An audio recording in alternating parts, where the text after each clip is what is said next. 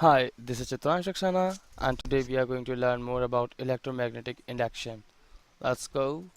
Objectives of this video are electromagnetic induction, Fleming's right-hand rule, electric generator, domestic electric circuit. So let's go. Electromagnetic induction. It is the production of current induced due to dynamic interaction of a conductor and a magnetic field. We know that that a current carrying conductor placed in a magnetic field experiences a force. Now let us see what happens if we move a conductor in a magnetic field or change the magnetic field outside a stationary conductor. If we do either of the two things, this is what happens.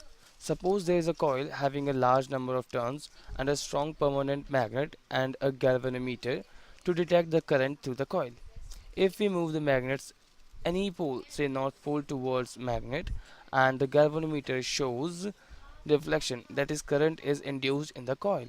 If we move the magnet away from the coil, again galvanometer shows deflection but in opposite direction. We know that a current carrying conductor placed in a magnetic field experiences a force. There are various cases in which we move conductor in magnetic field. Now, here are some points to remember which I have mentioned here for your better understanding. I'm going to read them. You can pause the video to watch them properly and have a better understanding. If we change the pole of the magnet and perform the same activity, we can see that deflection in galvanometer will be in opposite direction. There will be no deflection in galvanometer if there is no relative motion between coil and the magnet. Relative motion between coil and magnet induces a potential difference which induces an electric current on the circuit.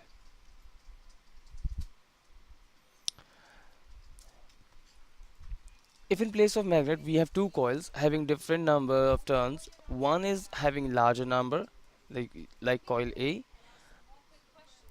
of turns and other is having a smaller number of turns like coil B.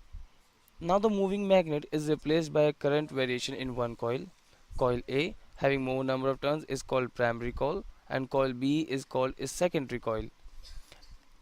As we vary current in primary coil, its magnetic field also changes. Thus, changing the magnetic field lines around secondary coil also changes. This varying magnetic field around secondary coil thus induced a current in it. So the phenomenon in which changing magnetic field in a conductor induces current in another conductor is called electromagnetic induction.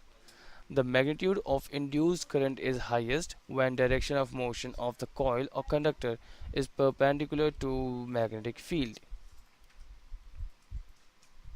Now here comes the Fleming's right hand rule.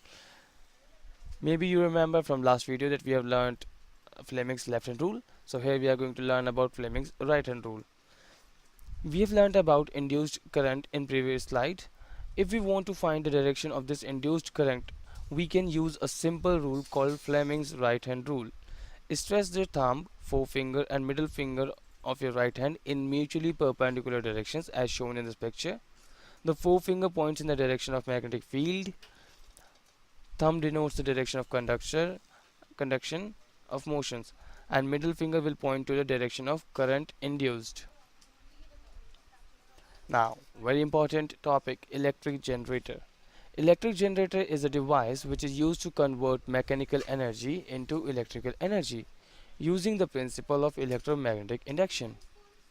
In generators, a conductor is rotated in a magnetic field by application of mechanical energy which in turn produces electricity.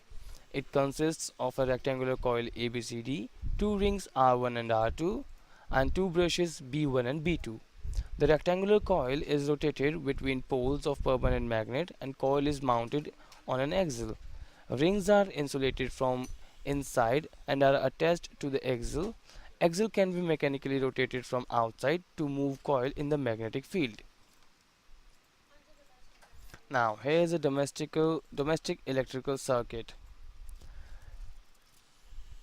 AC is preferred over DC because the power can be transmitted to long distance without much loss of energy.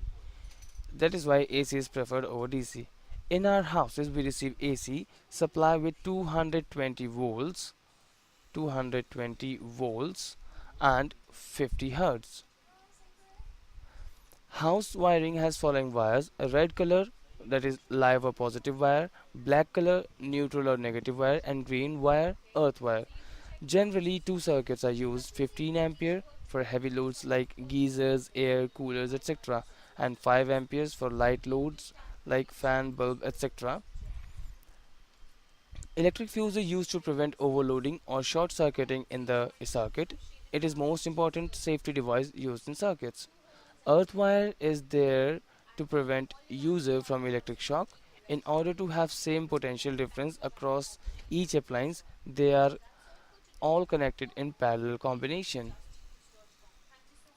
Now here we have some practice questions. Try these questions, pause the video and check your answers on the next slide. Here are your answers for all the questions we have just seen on the practice time. If your answers are correct, very well done. You have made tremendous progress. Keep it up like this. That's all for this video. Keep visit justtutors.com. Thank you.